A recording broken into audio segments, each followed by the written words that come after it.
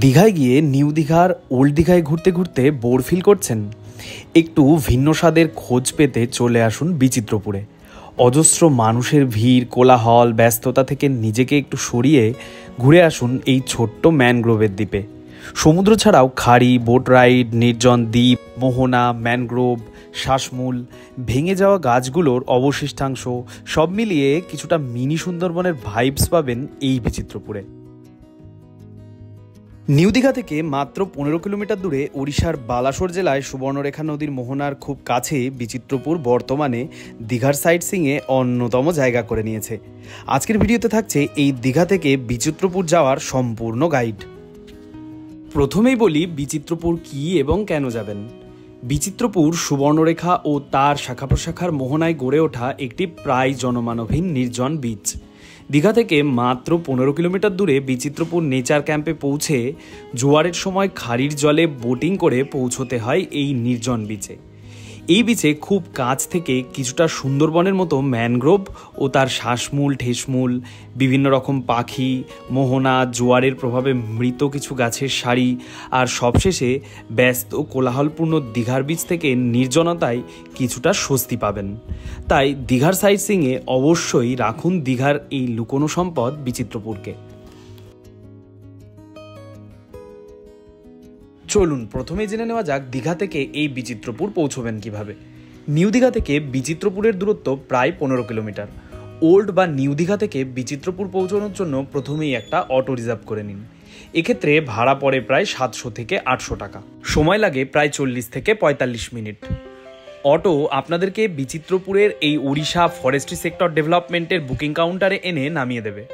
এখান থেকে টিকিট কেটে পৌঁছে যেতে হবে জেটির দিকে, আর সেখান থেকে বোটিং করে 15 থেকে 20 মিনিট পর পৌঁছে যাবেন এই নির্জন দ্বীপে। তবে আপনারা দীঘা থেকে একই দিনে বিচিত্রপুর, তালসারি, চন্দনেশ্বর মন্দির, রাধাকৃষ্ণ মন্দির, উদয়পুর এই সব জায়গাগুলি একসাথে সাইট সিইং করে নিতে পারবেন। বিচিত্রপুরে বোটিংয়ের খরচ কত? বিচিত্রপুরে 2 রকমের বোট রয়েছে, 6 সিটার এবং 8 সিটার।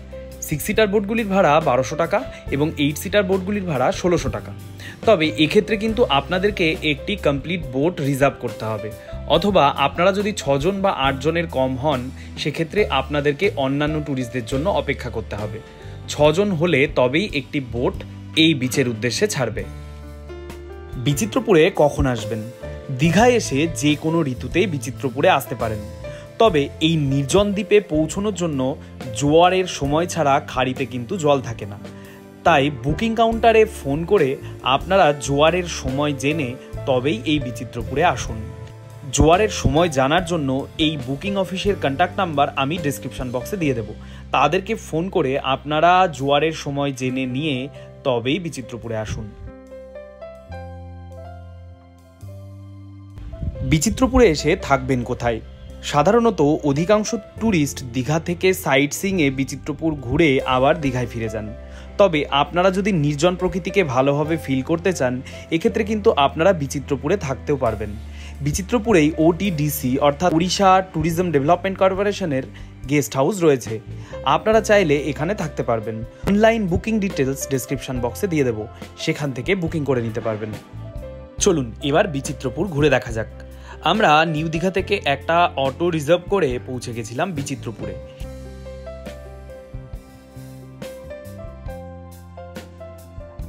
এখানকার টিকিট বুকিং কাউন্টারের পাশেই কিন্তু কিছু হোটেল এবং বিভিন্ন জিনিসপত্র কেনার দোকানও রয়েছে। আপনারা চাইলে বোটিং করতে যাওয়ার আগে এখানে খাবার অর্ডার দিয়ে বোটিং করে ফেরার পথে লাঞ্চও সেরে নিতে পারবেন। বোটিংয়ের জন্য পার হেড 200 টাকা করে টিকিট কেটে পায়ে হেঁটে আমরা জিটির দিকে পৌঁছে গেলাম।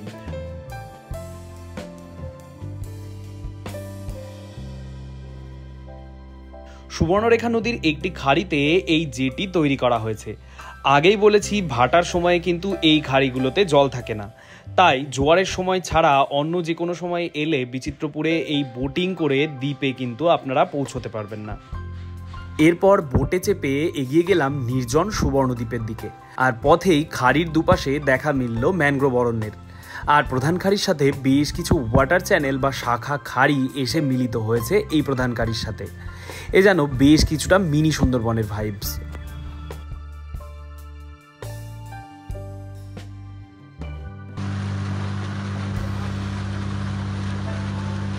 প্রায় 15 থেকে 20 মিনিট বোটিং করার পর আমরা মোহনার কিছুটা আগেই পৌঁছে গেলাম এই নির্জন দ্বীপে।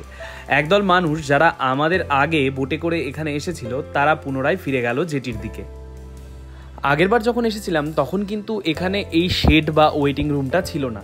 আমার মনে হয়েছিল এখানে যদি একটা এরকম শেড বা ওয়েটিং রুম থাকতো তাহলে ট্যুরিস্টদের জন্য সেটা ভীষণ হেল্পফুল হতো, কারণ প্রচণ্ড গরমে বা বৃষ্টির সময় যদি কোনো ট্যুরিস্ট হঠাৎ এখানে এসে পড়ে এবং তার কাছে ছাতা না থাকে তাহলে সেটা কিন্তু তাদের জন্য ভীষণ সমস্যা তৈরি করত।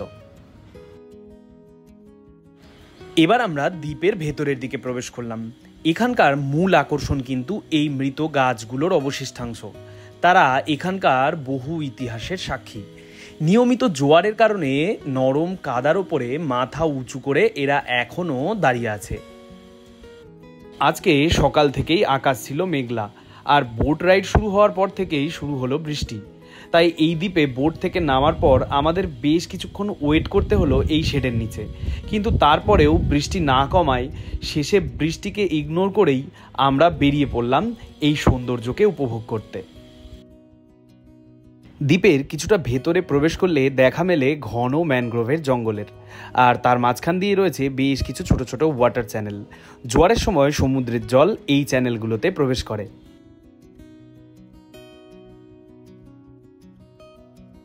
এই দ্বীপে সমুদ্রের ধার বরাবর বিচ দিয়ে কিছু হেঁটে এগিয়ে গেলে দেখতে পারবেন বিভিন্ন সময়ে ঝড়ে ভেঙে যাওয়া বেশ কিছু গাছ বিচের ধারে পড়ে আছে।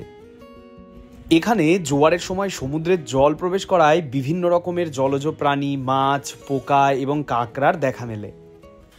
এই হলো ম্যানগ্রোভ উদ্ভিদের শ্বাসমূল।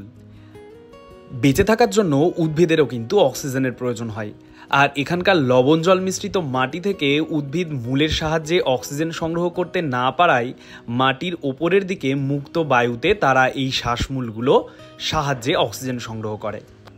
আর মূল গাছগুলির গোড়ায় অসংখ্য সরু সরু ঠেস মূলের দেখা মেলে। এগুলোর সাহায্যেই এরা নরম মাটিতে সোজা হয়ে দৃঢ়ভাবে দাঁড়িয়ে থাকতে পারে। প্রকৃতিরই হোক বা নিজের, ছবি তোলার জন্য বিচিত্রপুর জায়গাটা কিন্তু প্রথম থেকেই আমার কাছে ভীষণ পছন্দের। নরম কাদার ওপরে দাঁড়িয়ে থাকা এই মৃত গাছগুলো জোয়ারের পিক আওয়ারে এখানে জল প্রবেশ করায় জলের ওপরে মাথা উঁচু করে দাঁড়িয়ে থাকে, আর তখনকার সৌন্দর্য এই সৌন্দর্যের থেকে কিন্তু বেশ কিছুটা আলাদা।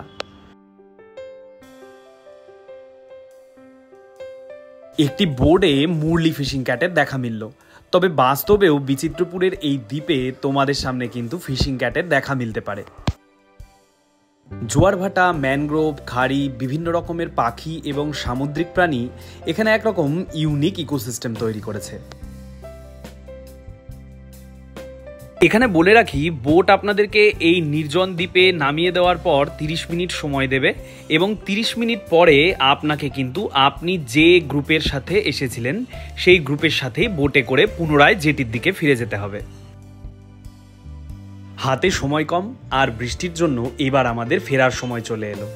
পুনরায় বোটে করে খাড়ির মধ্যে দিয়ে পৌঁছে গেলাম বিচিত্রপুরের জেটির দিকে, আর এখানেই শেষ হলো আমাদের বিচিত্রপুর ভ্রমণ। চলো, আজকের ভিডিও এই পর্যন্তই। আবার দেখা হবে নতুন কোনো ভিডিওতে। তবে ভিডিওটি ভালো লাগলে লাইক দিয়ে এবং কমেন্টে তোমার মতামত জানাতে একদম ভুলো না।